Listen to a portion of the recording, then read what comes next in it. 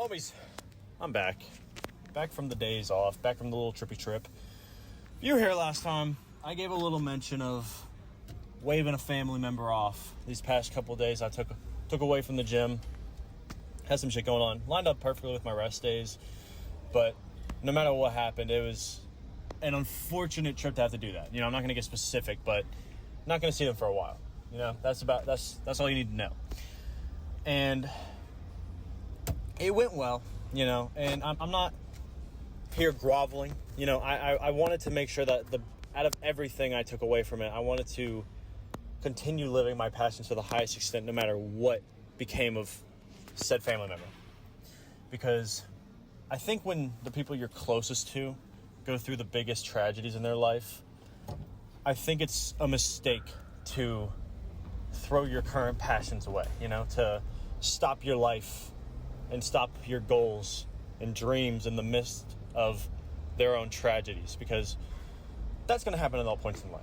And I'm not saying don't give them the time of day. Like, show up when you can. Show up when needed, you know. Show up when the family got to get together, like I did this past couple of days. But I think the last thing my family wants to see is me take a bunch of time off the gym, not compete, you know, all around quit certain things that I'm actually genuinely wanting to get into, that I've been so excited for, just because something horrible has happened, you know. And I think one of the biggest things that get me the most passionate, you know, the most excited to try my absolute best, no matter how I'm feeling, is knowing that this effort that I can put forward, not only just for that family member, but also for myself, can create a light at the end of the tunnel, you know, a hope to look forward to, a future dream to put all of your passion into while you're in the midst of a plateau, a tragedy, a stagnant part of your life where it feels everything's unmoving,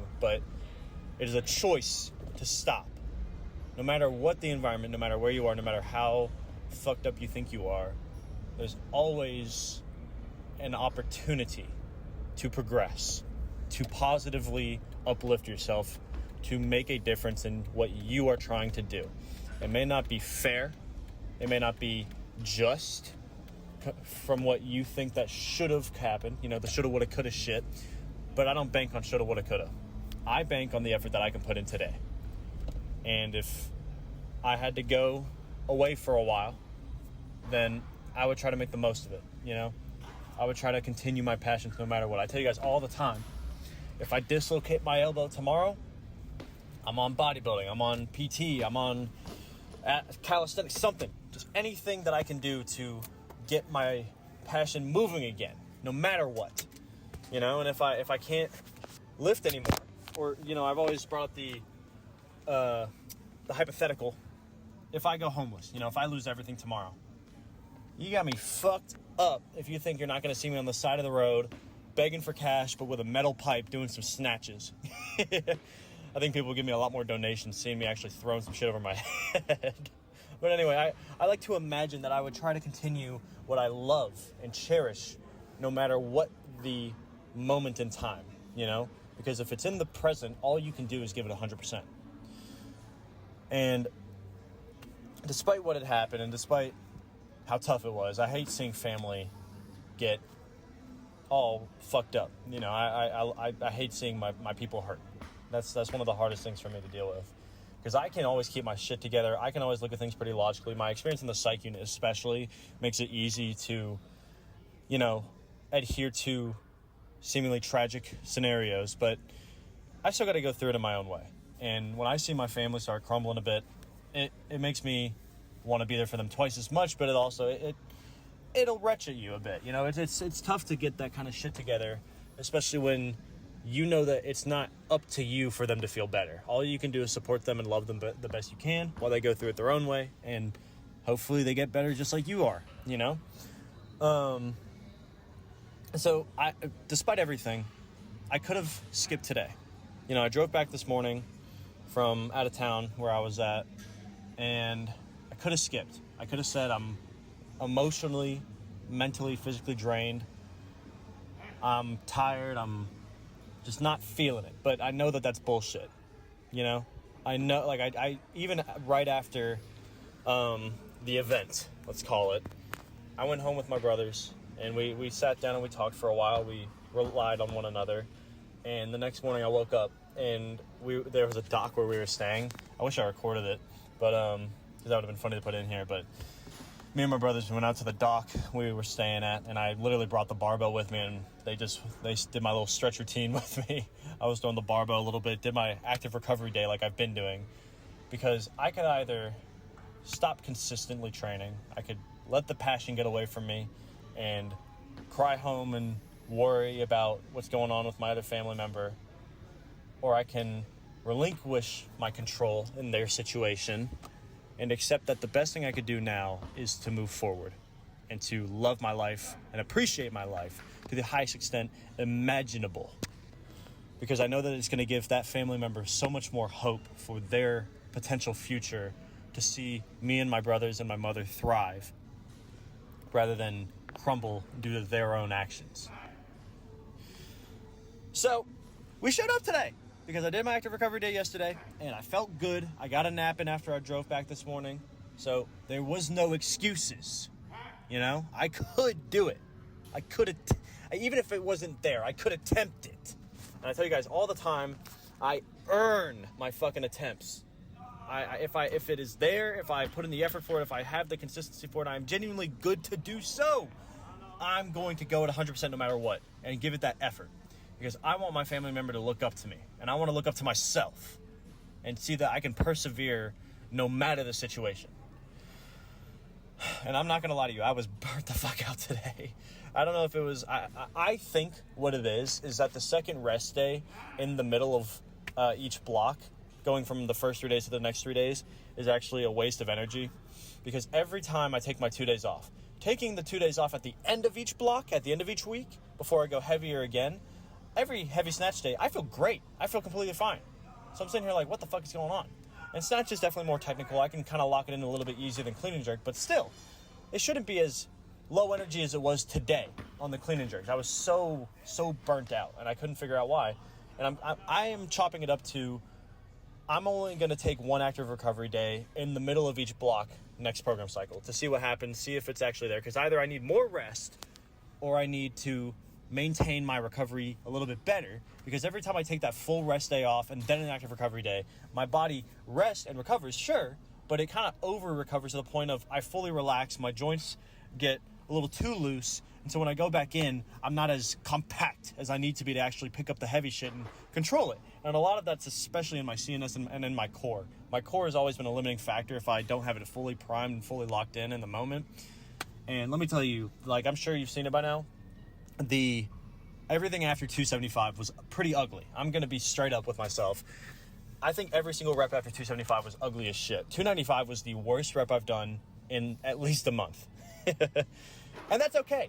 And again, the lockout was still good. It would count as a successful lift, but the effort was not fucking there. And the moment I hit that, I was like, fuck this shit. I'm going to, at the bare minimum, give it my best shot. My core's not locked in. I'm drained, whether it's mental, physical, emotional. I couldn't really tell. I was drained in general. I was tired. I was weak. But at a bare fucking minimum, I was going to make the best out of my current scenario, out of my current lifts that I earned the right to do, especially on a peak week. So I locked it in. 315, I'm happy with. I definitely caught it on my heels pretty bad. I came up quicker than I should have, because I was hyping myself up a bit too much to where I didn't give it the good flow in the catch, but better than 295, and the lockout was decent. You know, it was a good lockout, and it was better. So that's progress in the moment, and that's all I care about.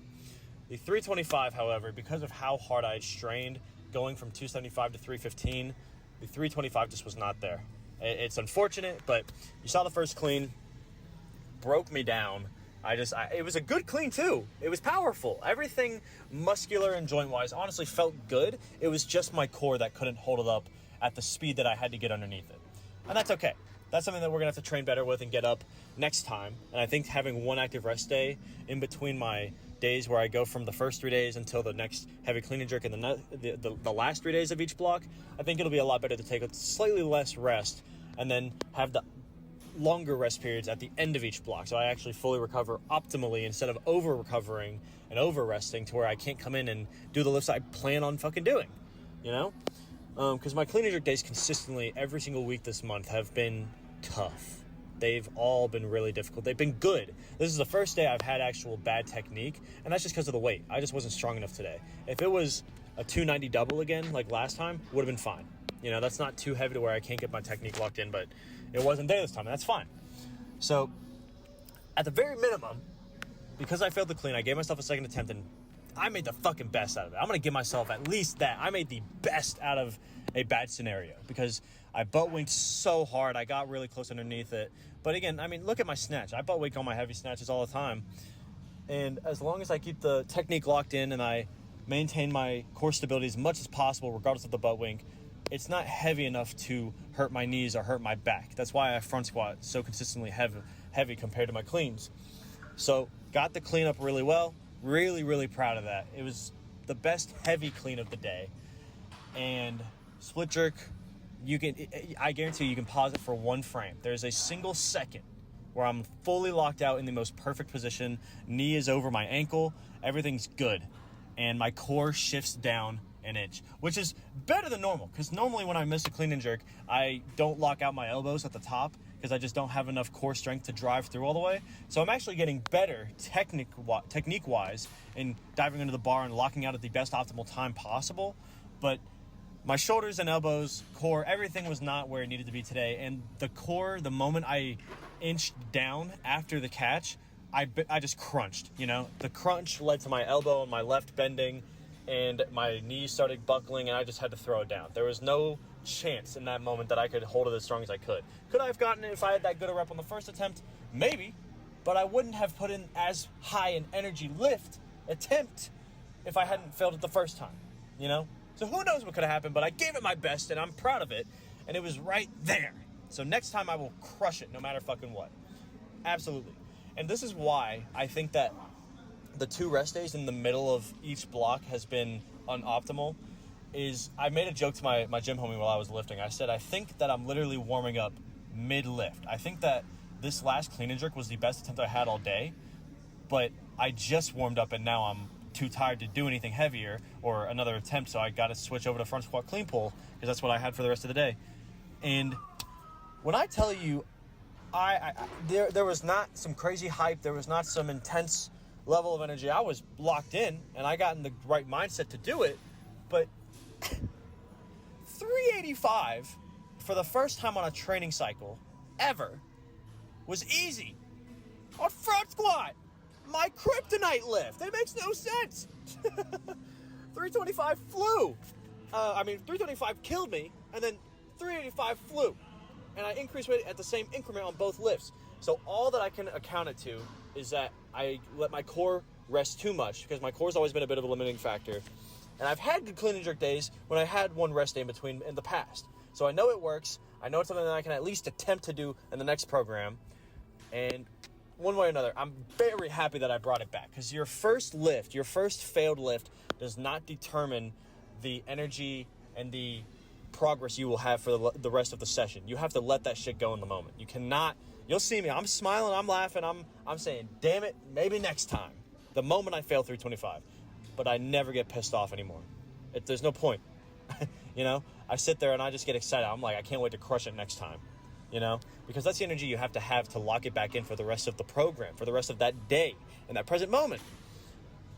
Absolutely locked it in. I couldn't believe it. Like, I've never moved 385 so easily. And my fucking femurs are so damn long. My arms are long enough already that it's so hard for me to hold a proper front squat position. So I front squat slow when I go heavy. I'm not a fast front squatter by any means. I never will be. But it moved. No belt, it moved. I'm fucking proud. That's all I got to say. Clean pulls, same shit. There was no stress whatsoever. 425 felt wonderful.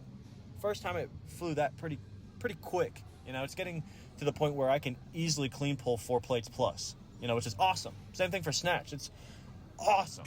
So the progress will transition over, but because, regardless if it was because of my lack of recovery or bad programming or, not bad, inefficient, you know, let's say, I still failed. So next program, absolutely, we are doing all these same clean and jerk weights. That's just how it's got to go. I don't get a choice in that. That's what I commit to. I earn my weights when I get them. So I'm not going to rush it, and I'm not going to overdo it, and I'm not going to break my knee again like last time. I'm going to crush 325 like it is fucking nothing. And then I will move up next time. And it'll honestly be a lot more fun that way, because I was planning on hitting 335 at the comp I have August. I think I go in August 3rd will be my day to lift. So it'll be kind of fun to go in and not know exactly what I can do. That little bit of ambiguity gets me excited.